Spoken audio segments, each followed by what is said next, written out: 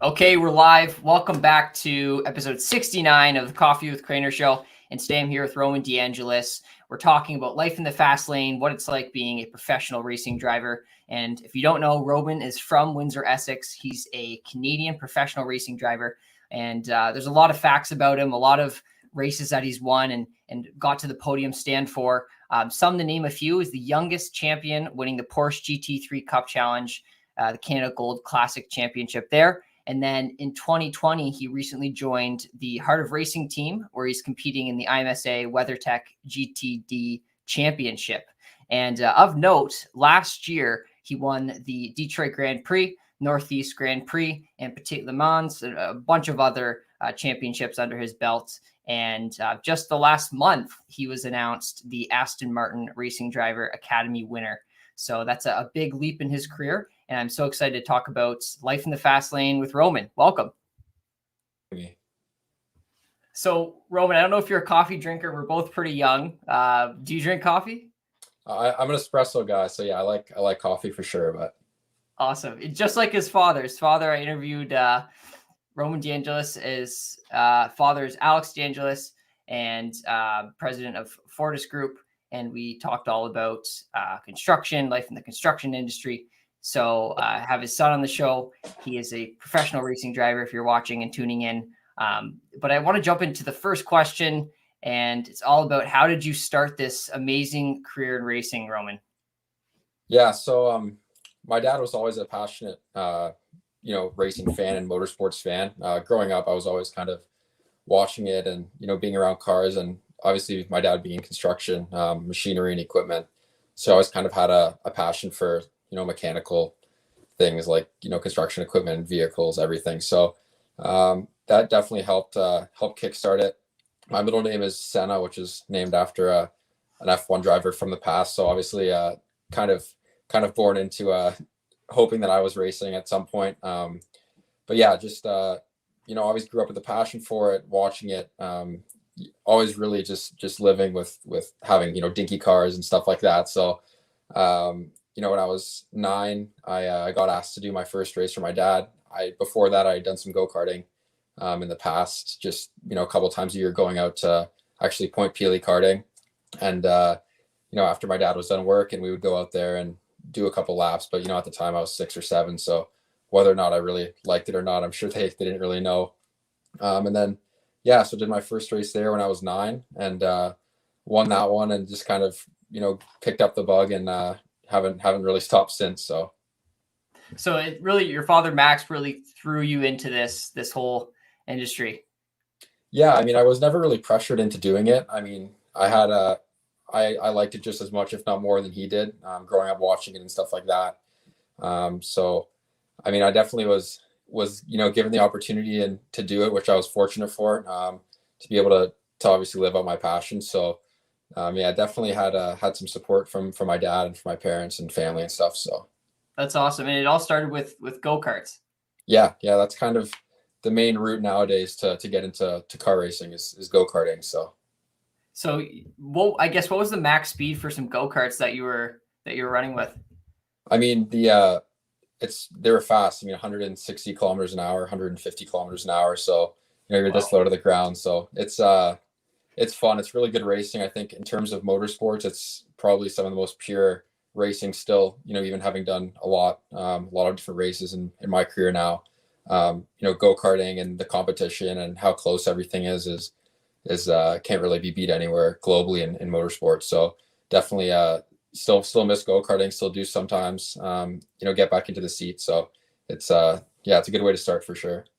Is there a difference when you're just driving casually on the road? Like, do you want to go 160, or do you try to, maintain your distance and not put your foot too hard on the pedal?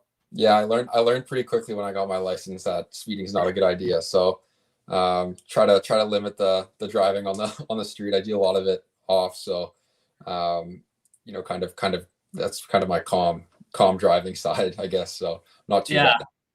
Now, a question did come in a bit earlier. It was sent to me. What speed are you driving at now with Aston Martin? It all really depends. I mean, the impressive thing with race cars, I mean, there's people that have, these crazy like Hellcats or all these other sports cars that go just as fast, if not faster, than our race cars do in a straight line. But the impressive thing with our cars is like the cornering speeds. So obviously tons of downforce, super light, really good tires. So that's really the impressive side. But top speeds, like we were in Daytona last weekend, and it's 285, 286 kilometers an hour. So they still move quite a bit. So yeah, I don't know what I would do behind the wheel. But I mean, what type of training is really involved for being a professional GTD driver? Like what's that like?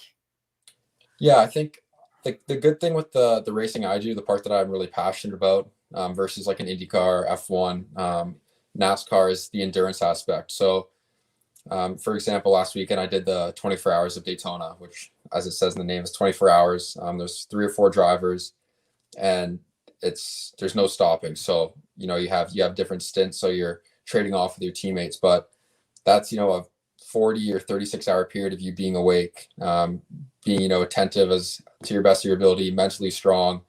Not if you lose a bit of mental strength, or you're sore, or you're weak physically, you start to slowly decline, and that's when mistakes happen. So I think the big training thing is heat training is one of them. Okay. It's really hot inside the cars. Obviously, we have air conditioning in the Aston, but it's not so good compared to how hot it actually is in the car.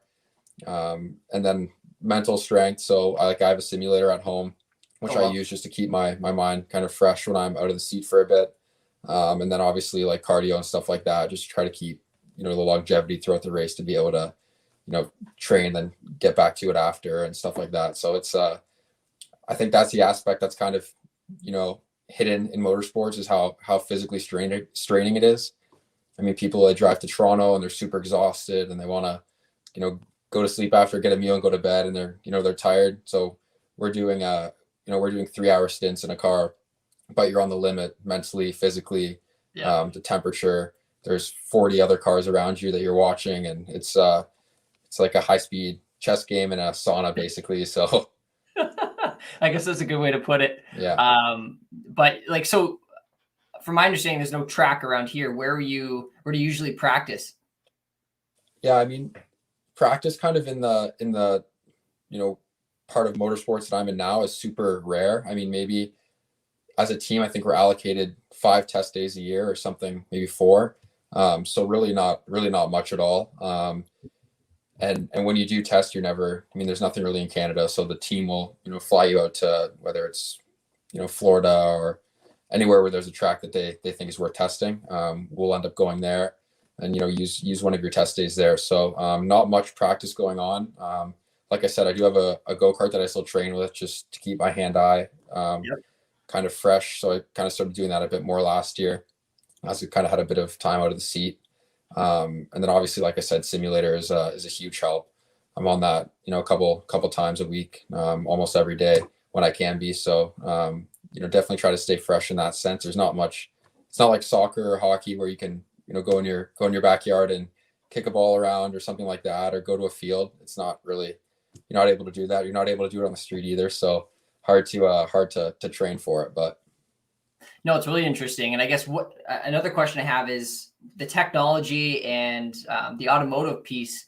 What is the preparation like on that end, building the car and making sure that everything's up to standards for race day?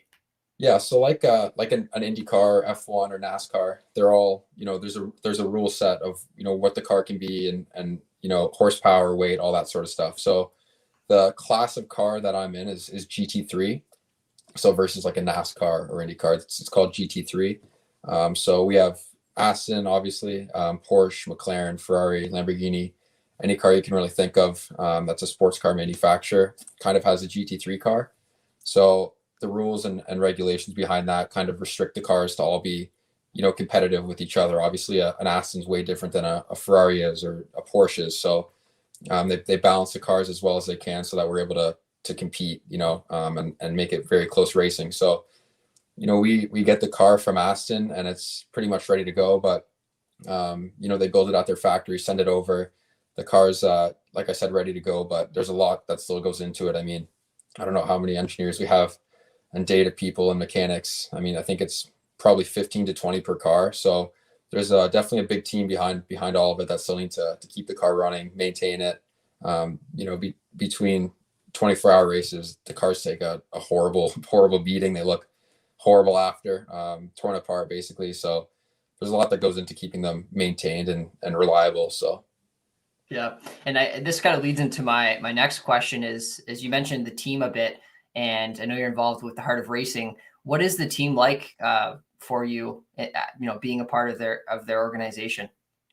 Yeah, it's definitely a really good atmosphere. A lot of teams that I've been with in the past have been pretty fortunate to be kind of like family orientated teams where, everybody gets along and there's joking around and, everybody's, keeping each other positive. But I've also been in teams where it's very stern, very, very serious. That even your teammates sometimes are kind of against you, stuff like that. So, the team I'm with now is super great, super close knit. We're all happy to be at the track together, all the mechanics, the tire people, the engineers, from the bottom to the top, we're all family and we're all, all working for the same goal every weekend. So, the whole, aspect behind the Heart of Racing is our sponsor kind of says, if you guys aren't having fun, then it's over. So, we kind of, we goof around and we have fun, but when it comes down to business, we're all very, very professional and we get the job done. So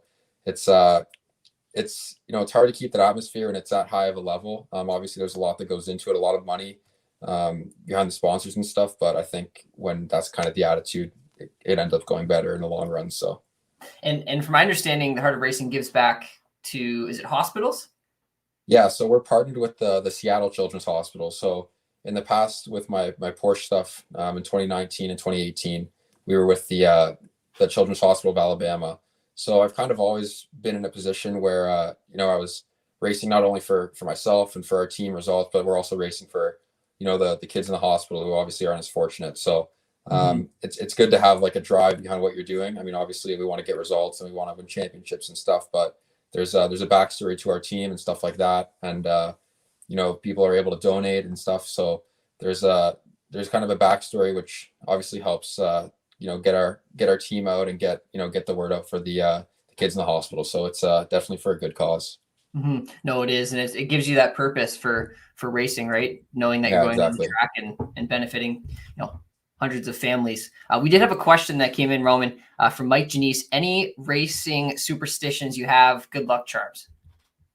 When I was in formula cars, you can kind of you can get in from either side of the car. So I'd always have to get in from the same side. I can't really do that in the Aston. It's just obviously the seat's on one side, so I'm not going to be crawling across. I don't know. I kind of have like a certain routine of how I put my gloves and everything on. I kind of put it in the same order. I'm not too superstitious. I think in go-karting, I kind of had if I'd find like a penny or something on the ground, I'd always put it in my pocket for the race as a kid, but nothing really like that anymore. But is there a meal you have to eat? What's that? Is there a meal you have to eat? Not necessarily. I kind of have a similar meal plan that I usually eat every weekend for a race. So pretty strict on that, pretty strict on getting, 8 to 9 hours of sleep before a race. It's definitely things I do, but they kind of became normal. So I don't think of them too superstitious, but. And I think, is one of the sponsors you have energy drink? No. Or is it like a supplement style vitamin drink? Yeah. So I partnered last year with Hammer Nutrition. So they're just a nutrition company that for endurance athletes. So a lot of triathletes, marathon runners, cyclists, stuff like that. So been using their product the last year and a half, and that sort of stuff also is a huge asset in the racing we're doing. I mean, there's times where you get out of the car and you have to do another 4 or 5 hours and you're already completely poached. So that stuff kind of keeps you running, keeps you fueled, keeps you hydrated. And also, I mean, a lot of the times you get out of the car and your vitamins and everything like that, or your nutrition's so far down that you're able to kind of replenish it quicker. So all that kind of stuff's useful as well.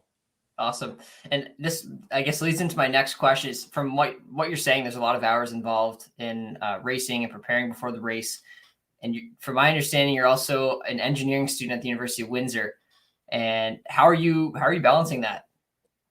Yeah, I I don't know sometimes, but my friends definitely help out a lot.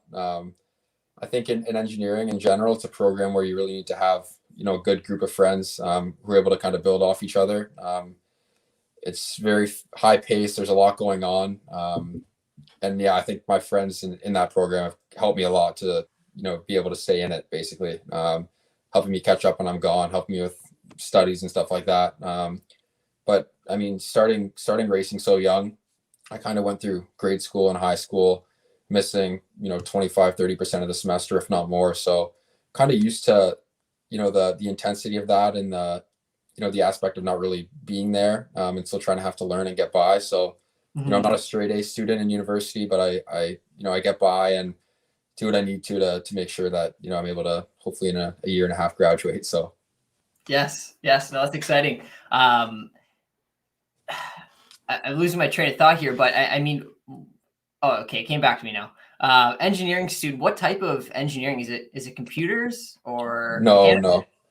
From earlier, I'm not good with computers, but I'm in mechanical engineering, so kind of ties in with the racing, the racing sort of thing. I'm not an automotive, just general mechanic right now. So kind of similar to what I'm passionate about anyways. So you plan on tying them in the future?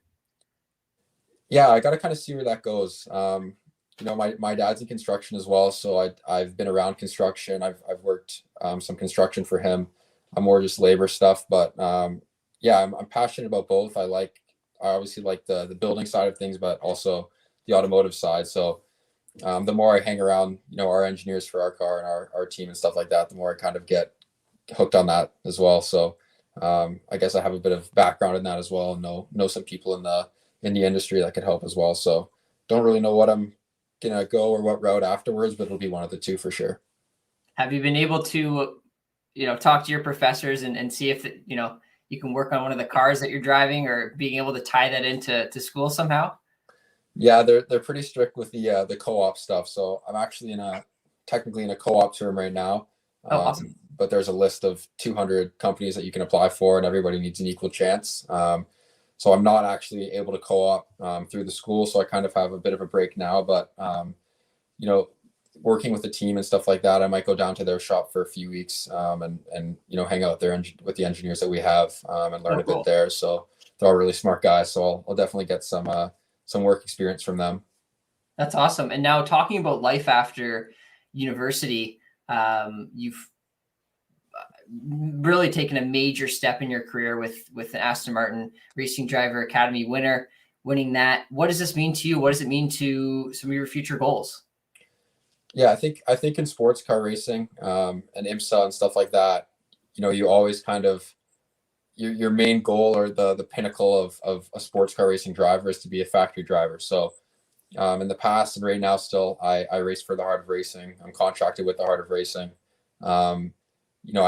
I didn't before really have affiliation with a brand with Aston. So I was in their academy.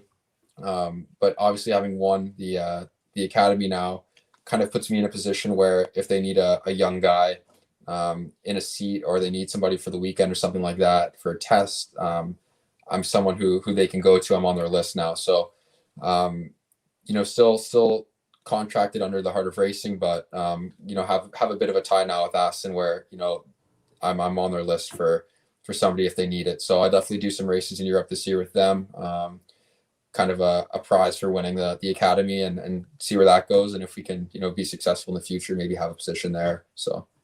That's awesome. Is there a certain level of racing that you want to be at? That's your main goal? Yeah, I think in sports car racing as well, like it's a lot different than like IndyCar, F1 or NASCAR, where, if you want to be in the pinnacle of open wheel racing, you go to IndyCar F1, where there's, 20 races a year, and those 20 races that's it. Same with NASCAR, where in sports car racing, like IMSA is the North American, the North American market for sports car racing, where all the top guys from Europe are still coming over. And other races like Le Mans, Spa, 24 hours, like Nürburgring, all the championships in Europe, there's guys from here coming over and vice versa. So there's not really a distinct, 20 race calendar. There's maybe 50 races a year that you can do and will be, the top level of sports car racing.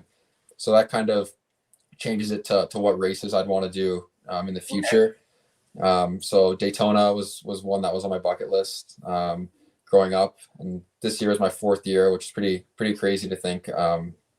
Obviously being young and always wanting to dreaming of doing that race, having done it 4 times. Are you one of the youngest on the track? Yeah, still one of the youngest. So wow. I don't want to get old yet, but how does that feel? It's good. I mean, I've been in the championship now, so like I said, my 4th year in that race. Kind of comfortable now. I'm used to it. But when I did it for the first time, I was 16, so that was kind of an eye opener, and definitely felt like the young guy there, inexperienced obviously and stuff, but pretty comfortable now. But like races like Le Mans, that's something that I really want to do in the future. That's one that I really need to check off. I did the Spa 24 hours 2 years ago. That was another one.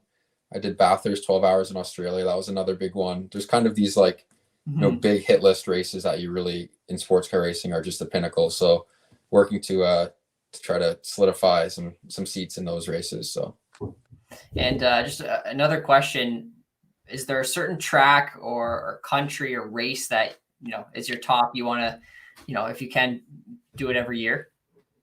Yeah, I really enjoyed Spa when I did it. I didn't get to drive much. We had an issue with a few hours in, so I did about an hour of that race. I did Bathurst in Australia. That was probably one of the most enjoyable tracks I've driven. I don't think it was the safest or the easiest track. It was definitely probably the craziest track I've ever driven, but I think that's kind of what made it so fun. Also, to go to Australia was something that I really look forward to doing, and it's just a very cool and high rated race. So that was really cool. But Le Mans is kind of the pinnacle, and I really want to get there. So hoping to do that in the future. And you touched on it a bit. One thing I forgot to mention is the danger component to what you're doing. Are you ever scared going on the track? I think the only time I was scared was the first practice session I did in Bathurst in Australia. That was that track's, if anyone looks it up, it's pretty mental. But no, I think I'm more scared driving to school or driving to to work or something. I'm racing against people for the most part are all professionals.